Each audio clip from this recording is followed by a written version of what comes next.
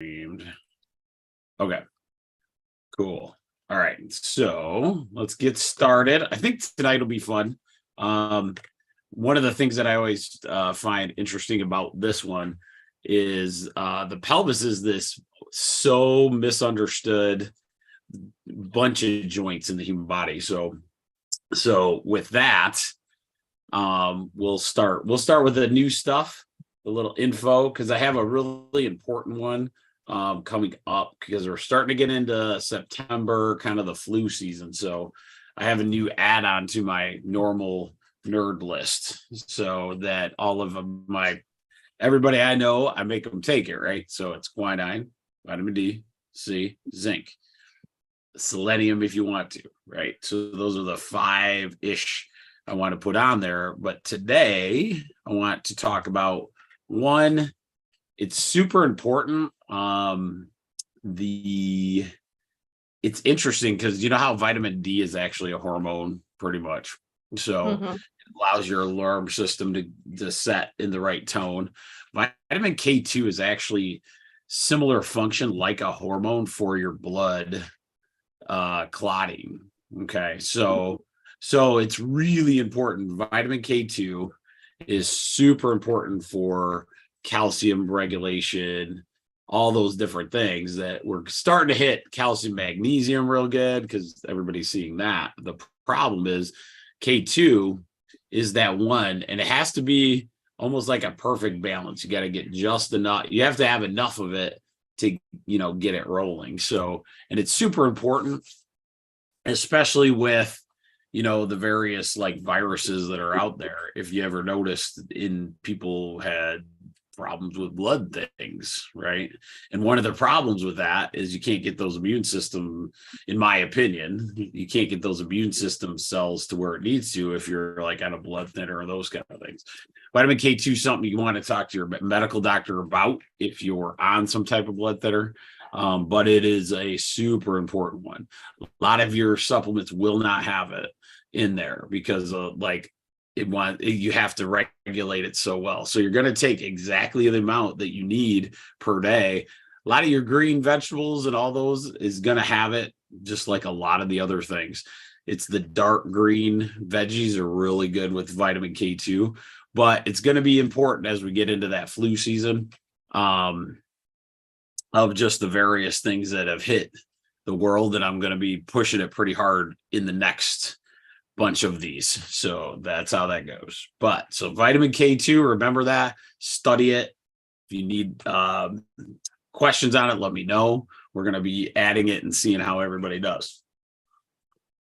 All right. So this one's kind of cool. Exercises that lower your blood pressure. This is a quiz for Amy. Okay. So out of all the different kinds of exercise, so isometric, aerobic, anaerobic, high intensity, what do you think is the number one blood pressure lowering exercises? Walking. Oh, good. That's a good answer. So isometric is the number one, which is kind of like walking, essentially, right? So isometric is kind of like using your own body to do things. They call it like sometimes you can do, just utilizing those isometrics, slow movements, like fighting that resistance as well. Combined training, which is aerobic and anaerobic together, right? That's number 2 overall. Dynamic resistive, which is essentially like a lot of movement. I would put in there, a guy is running with a weight vest on, something like that would be kind of dynamic resistive. Aerobic's number 4, which is crazy. So it's way down on the list. And the last one for this is just about lowering blood pressure, not how good it is for you, but high intensity workouts. So HIIT trainings are like the worst for it. So that just tells you where you want to be. If you got like a blood pressure problem, then probably stick to that isometric and get really good at it as it goes. And then those are the big 2 I wanted to talk about tonight. just because vitamin K2, I want people having that in their brain, as we go, because that one's going to be important coming up. And so with that, we want to make sure, we're not having crazy symptoms to weird viruses that pop up out of nowhere or whatever. So that's how that goes. All right. So let's talk about the pelvis. So, all right, Amy, as I do this, when do we talk about the pelvis usually? When? Yeah. You mean like at work? Just anytime, just casually. Oh. Like what? So, okay. So let me get to where I'm going. So with most low back pain, what do we think is happening typically? Do we think lumbar vertebrae? Yeah, right? Typically people think, lumbar for sure. Lumbar or a muscle, right? Typically it's like, oh, I pulled a muscle back, and so I got to do this. Or is it this lumbar vertebrae? It must be messed up, right? So one of the problems is like the pelvis is this misunderstood piece. And what we're going to do tonight is a few videos on, how it works and where chiropractic comes in. That is massively important for making sure that, so your pelvis is essentially your true foundation, the bottom of your basement, okay, of your house, the foundation of the basement of your foundation of your basement. Think of it as the floor, okay? So the floor of the basement, right? So then the walls go up in the basement, and then a house sits on top, right? So the pelvis would be essentially the floorboards or the bases, the trusses and all that crap. I don't even know what the words are, but the base of your home on top of the walls of your basement. So to get there, you need your legs to go between the feet and the bottom of your house, right? So the pelvis, if it gets shifted in some way, there's a lot of scenarios that it could mess up the basement, or it can mess up above that. So the pelvis is a super important thing that we have to understand. So let's do this. I think this will work. Okay. There's always that one. Let me go to, let's do this one first. Okay. So I'm going to show you. Actually, let's do this one first. This was kind of funny. So I'm going to start with a little humorous human bone video. So that'll be good. Meet remarkable too. Oh, get out of it. Oh, wait. No. Okay. It's think of your pelvis when we're going into this situation.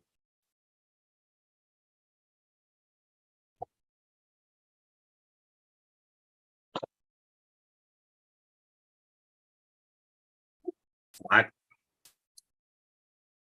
don't know why they did that one, but it's kind of funny. Look at your egg. Look at how much pressure is in there right now. Mm-hmm.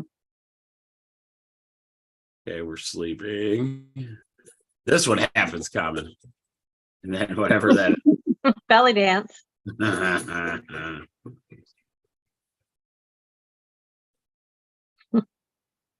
That is awesome.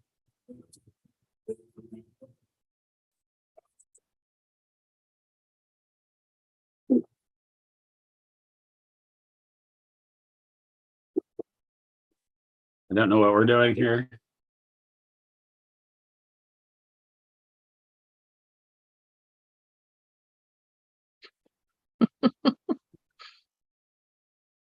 I just thought this was good. Cow milking. I don't even know. Whoever made this, I'm just gonna let it go through. But you can see how many movements there is. Now, the bad part of this animation, you'll see they're not showing the movement of the pelvis here. Yeah. So I'll stop it there. But one of the things that you notice in this picture is because of the animation, they're not really taking those joints and separating it like we'll do in this next one. So let me go to the next one. All right, let's do, I thought you'd like that one.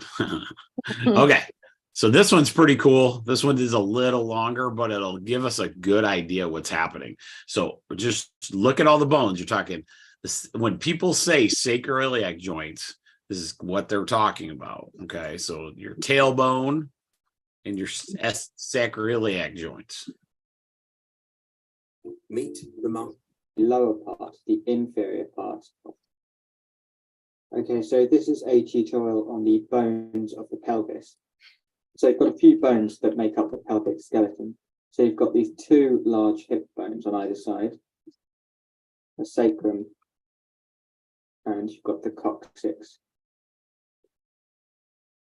So these two hip bones are actually called the os cocci. So this comes from Latin. So os means bone and cocci means of the hip. Okay, so I'm going to stop it real quick because he's just going to go through basically a tutorial like a professor.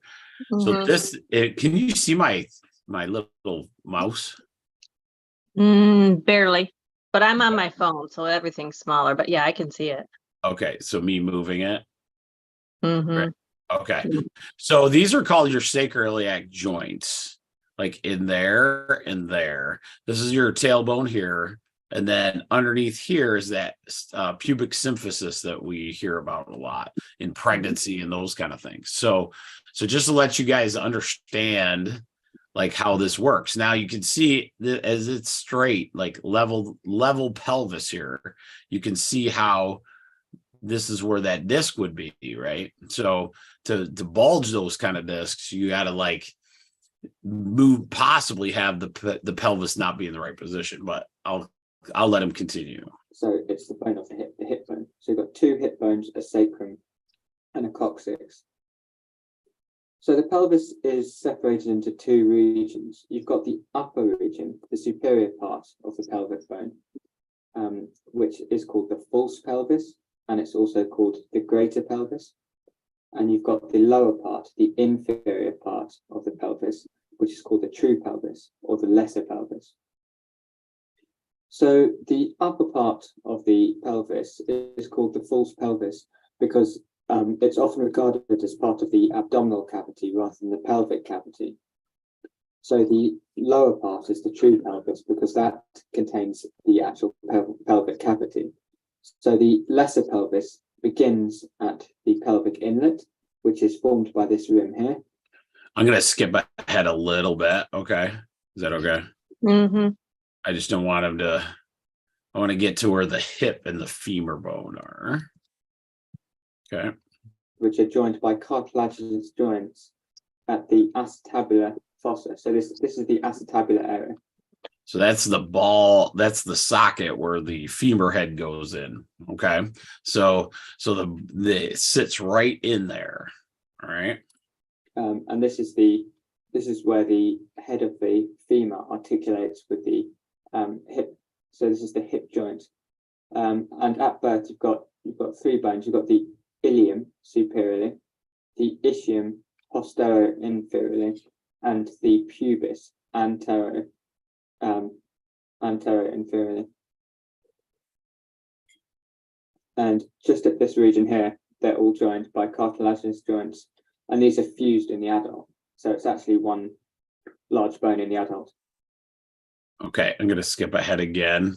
You guys don't need to know the entire history of the pelvis, but what I want to get to you is just a really good breakdown and how powerful this area is. So one of the big things is like he's going through the different, they name bones and different, even if it's not a joint related, sometimes they'll have different named areas. So that's what he was kind of going through there. So this is kind of the muscles that surround. So I want you to pay attention to this part. Spine, you've got the greater sciatic notch, and below the ischial spine, you've got the lesser sciatic notch. So we're looking laterally. This is a lateral view of the pelvic bone, the hip bone, and this is where the gluteal muscles attach. So you can see these large gluteal muscles. You've got the gluteus maximus, medius, and minimus. So they attach on this lateral surface of the bone, and you've actually got a few ridges on this bone, which you can't see here, but I'll just mention them. So you've got the posterior gluteal line, an anterior gluteal line, and an inferior gluteal line, which are roughened ridges where the gluteal muscles attach. So on the medial surface, you've got this sort of slight hollowing in the bone, and this is called the iliac fossa, and you've got the iliacus muscle which attaches here. So you can see how it sits there, and it inserts on the femur.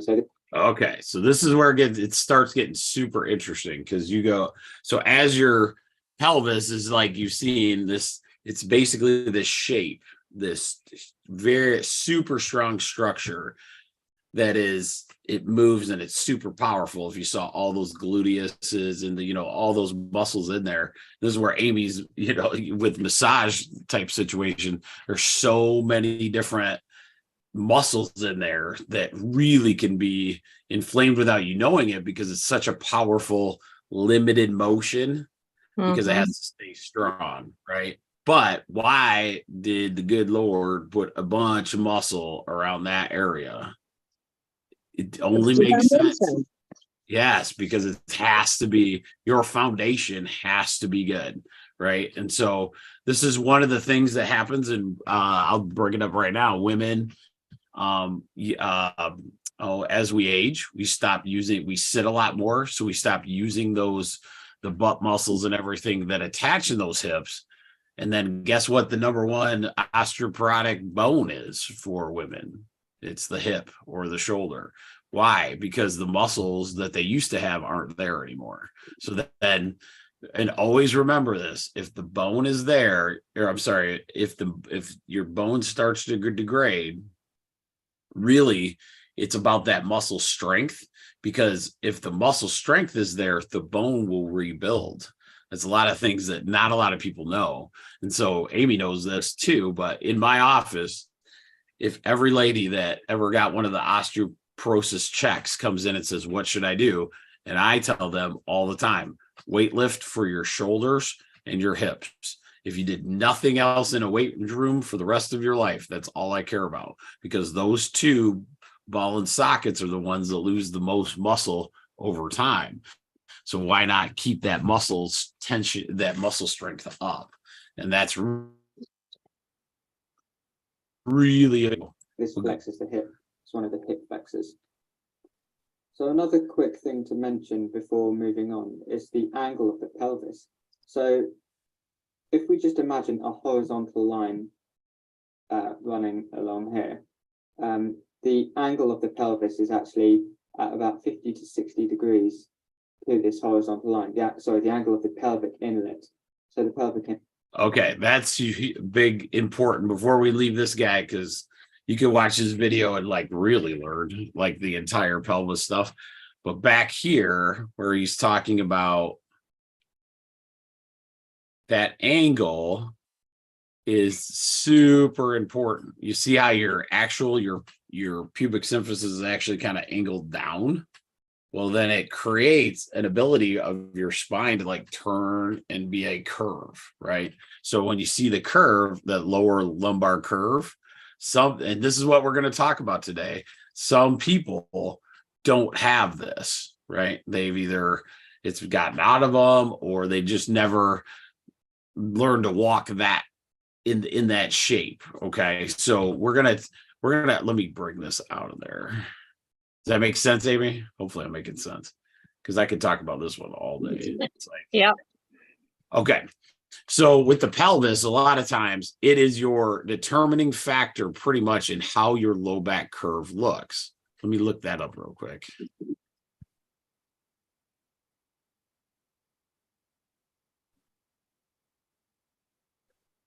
So I'll pull up a picture real quick. See if I grab, okay, here we go. This guy looks good. So if you have this angle, this is a better one actually. See if it'll let me in there. Sorry. I think I'm still sharing. Okay, good. Dang it. It's always tough on the internet. Normal. Marker.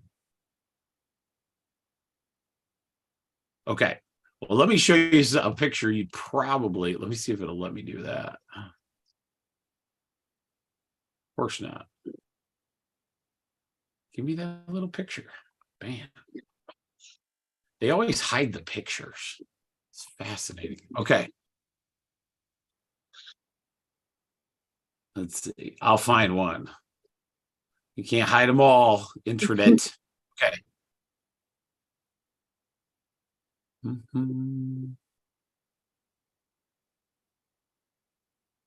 Okay.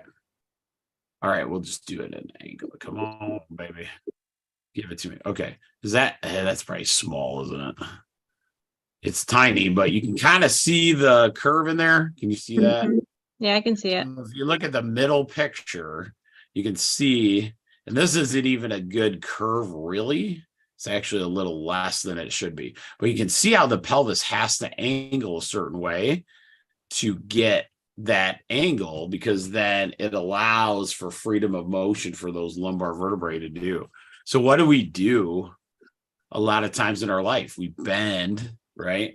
We take our pelvis and we bend into that lumbar, moving these little joints around all the time. And that'll lead us to some other stuff we don't necessarily want to do. Okay. So hopefully I am making sense of this. All right. I'm going to do one more. Working from home? Let me see. I thought this one. Minutes to be the first to know when we release new videos. The osteology of the pelvic girdle includes the two coxal bones Oh, you don't need to know all this. and the sacrum. As you can see, Okay. numerous ligaments. Okay. We're going to go back to the most misconstrued portion. So why is it a big deal? One of the biggest things about the pelvis that will always be there is because most of the time, and almost so many times, that this is the actual problem prior to the lumbar disc issue. Okay. So in my experience, I would say 80 to 90% of the time, this is a problem prior to the lumbar disc being inflamed. Okay.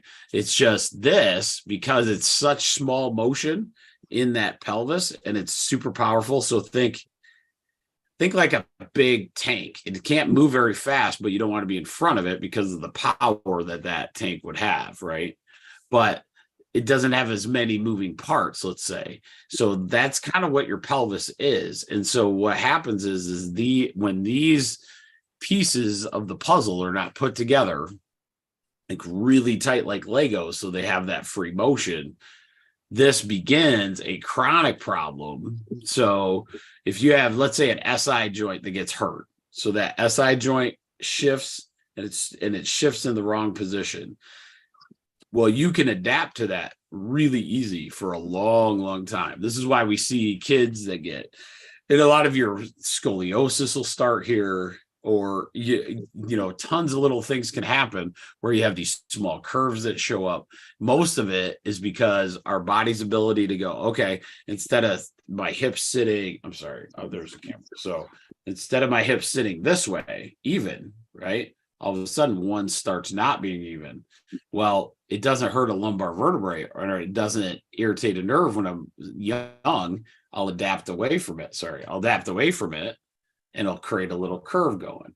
So hopefully that will make sense as far as like how the mechanics work, because it's something that's super critical to understand when you're talking low back, and like what you want to do also for yourself going forward in like keeping your low back really good. So there's that.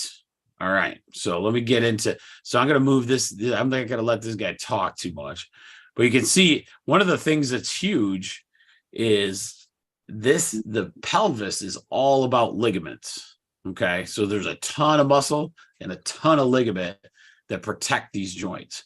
This is like, if you can see on the screen, I don't know if you can, but the white substance is the ligaments holding all that together. Let me see if I can see it. can you see it? Mhm. Okay, here's a better one now. So the white is all the different ligaments that are attached in there. Okay. Even your pubic symphysis is really just a big, huge ligament. But that's the strength of those is immense. And so the one of the problems is like if you get an SI joint problem, it's sometimes it's more of a chronic problem because the only thing holding it in place or the majority of it is ligament. And so once a ligament gets stretched, it's not a rubber band, it's more like Gumby or something that like silly putty. Once that ligament gets stretched out, has a really hard time coming back to its original form, unlike with like a disc, like a lumbar disc or something like that. So hopefully this will show you the importance of the pelvis stuff. So, because a lot of times it's not like a fancy, when I show you the exercises at the end here, I want you to be pretty focused on the ability to do them. Okay. So because this is so important to keep the rest of you good. All right. All right. So I think that's good for all the anatomy portions. Do you have any questions, Amy? I don't want to No. like bore you to death. Okay. All right. Let's do one of my favorite PT people. She's a physical therapist that I really like. At mid-mobile. She's pretty cool. SI joint stabilization exercises. Let's get started. Disclaimer alert, disclaimer alert. Volume good? So these would be for stabilizing the pelvis. It's kind of quiet. Is that okay? SI joint issues where out of alignment. These are the exercises you want to do after you get yourself back into alignment. So if you haven't subscribed already, make sure and click the button down there and let's get started. The basic ones we're going to lay down. So we're just going to start off with a simple bridge. Make sure you're comfortable. You don't have to do these on the floor. You can do them in your bed if your bed is firm enough, on the couch, something like that. So if you have a hard time getting up off the floor, you don't have to do these on the floor. So for a bridge, it's really simple, but you want to go nice and slow and controlled. So have your feet about shoulder width apart, and you're just going to slowly bring your bottom up, but kind of come one segment at a time of your spine. So you don't have to stop at each segment, but you want it to be a smooth, controlled coming up and down. When you're coming up, you don't just want to push straight up.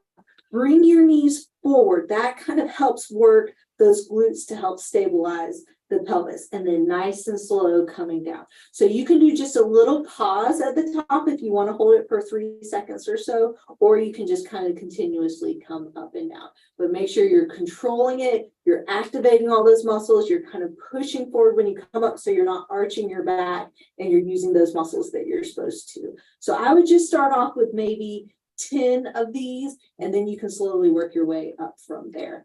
So the next one is going to be a clamshell. Clamshells look pretty easy, but if you do them correctly, they're actually pretty tough. The side that you're working on is going to be on top, but I would recommend if you're doing pelvic stabilization exercise, you want to do both sides. So you're going to keep your feet together and kind of pull them up so your knees are slightly in front of you. The feet are going to stay together the whole time, and your top knee is just going to come up. But the important part of this is you want your hips to stay perpendicular to the floor or what you're lying on the whole time. A lot of times when people open up into the clamshell, they lean back like this, but then this isn't really working those glute medius muscles that you want to. So when you're coming up, try and keep this right there. So you don't have to come up high. That's usually where people start to roll, is when they try and come up, they roll back like that. If you feel like you're rolling the whole time, you can lean up against a wall, so then your pelvis stays in place. But really try and just bring that knee up and then slowly come back down. So make sure you're comfortable, lie on a pillow. You don't want to stress anything else out while you're doing it, but just opening up and then nice and slow coming back down. So the coming down is just as important as the going up. So don't just plop it back down. Really try and control that motion the whole time. So again, just start off with about 10 of those and then work your way up from there. The next one is going to be a side plank. Side planks can be pretty tough. So you can start with it modified, which would be on your knees. And then if that becomes easy, then you can do a full side plank. When you're doing a side plank, you want your shoulder and your elbow to be pretty much in alignment, because if you move it in a different position, that's going to put a lot of stress on your shoulders. And you don't want your pelvis to start feeling good and then end up having shoulder problems. So if you're doing the modified one on your knees, try and get yourself pretty much in a straight line. My knees are slightly in front of me because when I come up, I'm going to bring my pelvis forward just a little bit, but you want to try and get yourself in a pretty straight line. So you're not sagging down like this. You're not arching up really high like that. You want to squeeze in those glute muscles so you get that nice straight line. Those are hard.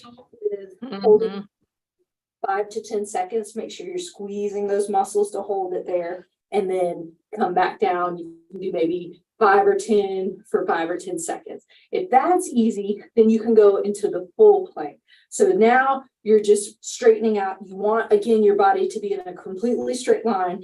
And when you come up, it needs to stay in that straight line. So again, just kind of holding that. You can put your hand up here. If you need a little bit of support, you can put that there. But you really want to try and hold it like this, because if you can't do that, you probably need to do the modified position. So again, maybe starting off with 10 to 15 seconds, then work your way up from there.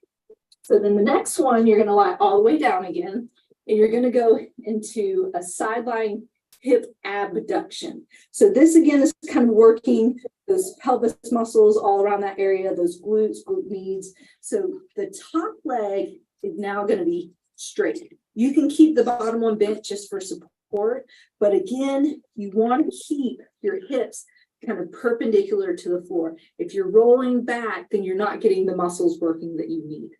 When you lift your leg, you want to try and keep the leg straight, and you want to lead with your heel going slightly behind you. So it's not this where my toes are coming up and my legs in front of me.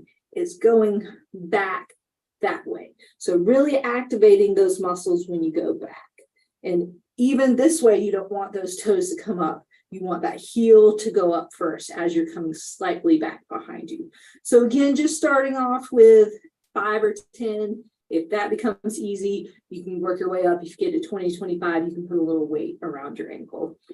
So the next one is just going to be sideline hip circles. So you're in the same position. You want that same technique where you're keeping those hips perpendicular, but this time you're just going to raise your leg up just a little bit. It doesn't have to be super high. And you're just going to make circles with your leg. So you want the circles to be pretty straight up and down. So when you go up and over, it goes slightly behind you. The circles don't have to be big. They can just be nice, small circles. You can do 10 one way and then reverse it and do 10 the other way. So don't feel like you have to make big, huge circles. You're just doing those small controlled circles, but keep the front part in the front and the back of the circle in the back. So you're really getting all those hip muscles working. So then the next one is still in sideline. And this time you're just going to do toe taps front to back.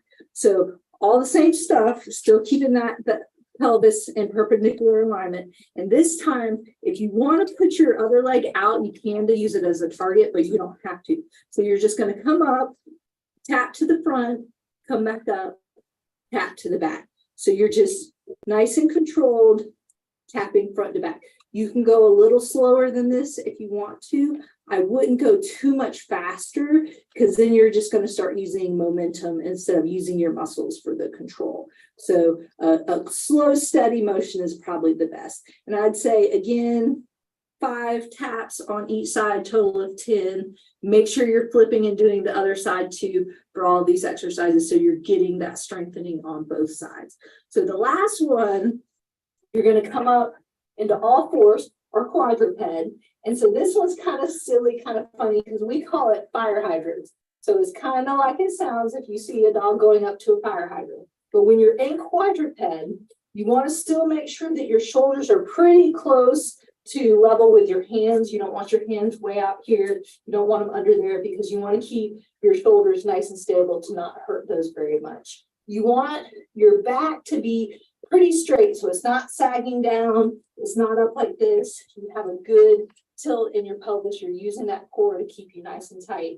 And then all you're going to do is just kind of like when you see a dog go up to a fire hydrant, and you're going to keep your knee bent and bring your leg out to the side. So just like this, nice and slow, come back down. Try not to lean all the way over to that side. Try and keep yourself in a pretty good neutral position and just bring that leg up and out, and then nice and gently coming back in. So if you feel like your hips are rotating, you're probably not ready for this, but really just coming out. You don't have to go super high, and then coming back in. And then, so again, make sure you're doing both sides, and you can just start off again with maybe 5 on each side, and then work your way up from there. So there you have it. Those were my top 7 basic. That was I think she still is. I think she still has a record for it. She's the most watched physical therapist on YouTube, which is that's like an insane thing to say. Yeah. But really good jobs. And so now you can see why I was kind of excited about this one, because the pelvis stuff, even though she was being super kind in there about but that's where you want to start. She did a really good job. My goal for you guys would be to be more, get up to that side plank in a normal position, because I believe that would, if you got to that level, and so you want to keep doing these kind of things until that level, regardless of your age. I don't, you should be doing these until that time frame. And remember, with the pelvis, we always aren't just talking about, pelvic pain, hip replace. You're talking bladder control. You're talking bowel control. So many different things. If you have a nice, strong, super core pelvis, or strong pelvis, you're going to be sitting pretty good. And so that's why I like those. For my 1% tribe, people will know we're going to try to implement those suckers into our daily routine. And then one of these days, I'm going to have all of you, you're going to have to, in the chat or on here, you're going to have to tell me if you got your daily routine kind of written out with our 1%, right? So I don't want to get too far ahead and not go back and see what we could have added, or maybe have one of these where we kind of walk through what we've learned. But this is a very good one. Picking one of those exercises and adding it to a daily routine per day could be really good. But her name is Ask Dr. Joe. So remember that on YouTube, Ask Dr. Joe. She has so many good, her videos are like ridiculous. I think she's got like 1,000 of them. So another one I wanted to add, because it goes, and this one, don't know if I have the actual stretch for this. So this is a big muscle that is very talked about in a lot of different things. This is for energetics, for a lot of things. So let's say things aren't going so good a lot of times, and I'll look it up before we go, like what the iliopsoas stretch, the iliopsoas muscle has so many neurologicals, so many things like that surround it or parallel to it or in close connection, that they've really seen this. This one is one that's kind of hilarious in the energy world, because it's one that it has some major emotional release points to it. So we won't go into all of that, but just remember this word. It's called the iliopsoas. So what we talked about today was the sacroiliac and the ilium. So this is like this, where this attaches. It will make a little sense. I don't expect you to know all the anatomy, but you'll see how it's hard to get to this one too. So meet Ramon. All right. So this one isn't much of a, okay. So this is the iliopsoas muscle. I don't know what this is. Oh, okay. Let's see. Okay. So this iliopsoas is like, see how it attaches to all the lumbar vertebrae? See that?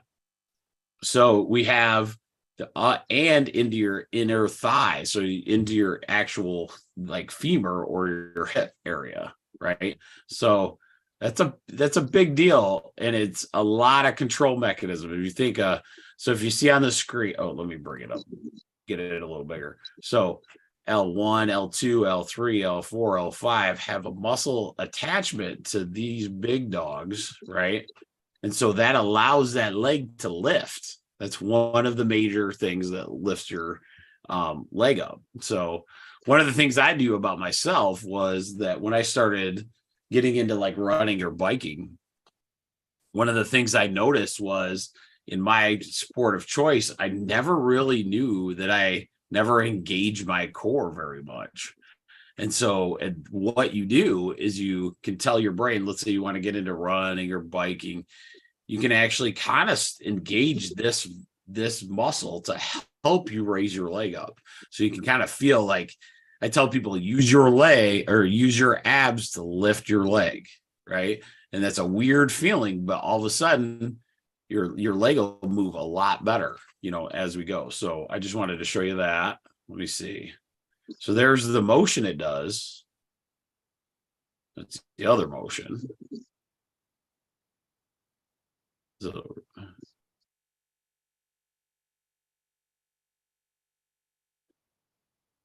that's fascinating. There's one little muscle in there. The muscle of the soul is what it's referred to Yes. on the energy side. Yep. And and imagine the imbalance, right? So I don't know what this, okay. So I don't know what's happening here. I should have watched it all the way through. I just thought I was really excited about this. Yeah, typically you won't have a little person hammering you, but you can see how you're never going to see this muscle. And it's really hard, even for like a massage therapist, to know the presence of it. Mhm. That's what's so fascinating about this muscle, because it's good when in doubt, what is happening, right? So I'll stop this real quick, and maybe I can find a stretch real fast before there's lots of ways to get at this. This is another good one, Ilios. So yeah, there should be something. Let's see. I like the ones that you do on your own. Yeah. Oh, this one. I like this one. Okay. We'll do this one real quick. Audit. I have John physical therapy first. The next exercise we're going to demonstrate is the psoas muscle stretch. The psoas muscle crosses the front of the hip here. It also helps to stabilize the spine. The function of the psoas muscle is to help control the head of the femur, and it attaches to the lesser tubercle of the femur. So one exercise we're going to demonstrate is a more advanced exercise, and it has 3 parts. The first, we're going to have the patient come up to the chair or something this high, put their foot on the chair, and then they're going to push to the tilt their pelvis, and then they're going to contract their gluteal muscles as tight as they can. And that contraction helps inhibit or shut down the psoas muscle. Next, they're going to tilt their body forward until they feel a stretch across the front of the left hip. And to make the stretch more advanced, the next step you can do is bring both arms over your head, maintaining the gluteal contraction. And you can, if you tilt a little bit even more forward or bring your body more forward, you feel a stretch on the front side. The third step to make the stretch more advanced is then side bend to the right, away from the muscle. And again, you're going to hold each one of these stretches for 30 to 60 seconds, and then you can repeat as necessary. I got lucky. That was a really good one. Yeah, that was probably perfect. Yeah, because what happens is, like, what he was talking about was you got to kind of engage your glutes, because your glutes will take over for this muscle when you're not paying attention. So you probably don't need to do a chair that high. Like, if you can't do that, that's no problem. But there's ways to there's so many different ways you can do this one. So I would challenge you to get out there. And if you can't do, like, put your foot out that high, don't worry about that too much. There's tons of them out there. And so, like, the YouTube world of psoas stretch would be a very good one. So So awesome. I tell you what, let me see. I think that's it. I think I want to see if I have anything else. I'm pretty sure that's it. All right, cool. So I can stop sharing. Do you have any questions, Amy? I don't think so. I don't think so. Showing all those exercises is super helpful. I think will be super helpful for people. Even if, like you said, if they think it's their low back, their low back is the problem or whatever, if they started doing some of those exercises to strengthen all their muscles in their pelvis, like I bet their low back pain would Yeah. And you can decrease. see like just the iliopsoas. Think about this. So if that muscle is attached all the way up, you saw it, T12 basically, all the way down, L1, L2, L3, L4, L5. So if that's true, then if one of those muscles is tight inside there, right? If you stretched it and you got them even, right? Because like we've talked about this before in 1%, in our world, it's not about how flexible you are, it's how even you are. So we're trying to get that balance going. So the same thing would go where the iliopsoas is, your left one tighter than your right, and then you keep working those. What would happen is then the pressure on that lumbar vertebrae would change, making it much easier for all this stuff to happen, right? So that's why sometimes it's hilarious. I have a few patients that I had to even try to adjust their low back. A lot of times I'll have to stretch them first, and so it's just to get those muscles relaxed enough so we can actually get it done, and so sometimes we can get it done, sometimes we can't. But there's a couple of guys that I literally we cannot move it because their pelvis is so locked that it causes these disc herniations and those kind of things too. Yeah. My low back pain that I have is from my psoas. Thane figured that out a long time ago. And so I do a couple stretches, when Dana was there, I had her do some stretches, and when she did it, it was not comfortable at all. But I tell you what, it almost instantly releases my low back pain. Yep. If I stretch my psoas. And I like recommending that, like stretch your pelvis prior to getting adjusted. You'll probably get a better adjustment in the long run. Like, so that's not something you have to pay a doctor to do, right? So that's what people do. They come in and they're like, well, could you I'm going, you're adding to your cost of everything, right? So I don't want to do that if you can help it, but if it helps, it helps. Like those kind of things are super awesome. So, but yeah, I'm glad. The pelvis seemed like not very exciting, but in my world, the thing is the key to figuring all that stuff out. So if you can good information about your foundation that we needed to know. Exactly. So, and don't forget, if you're watching we got more people now.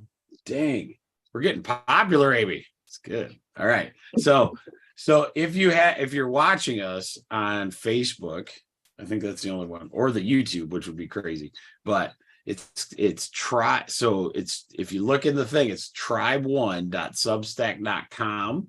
If you do that, put your email in, you'll get the recording of this, so you can watch all of our videos for nothing. You can just go and put it, and watch it in replay, because some of these you'll want to replay, especially on the stretches and stuff. So yeah, for sure. That is all I got, kid. Cool. All right. Talk to you next week. Bye-bye.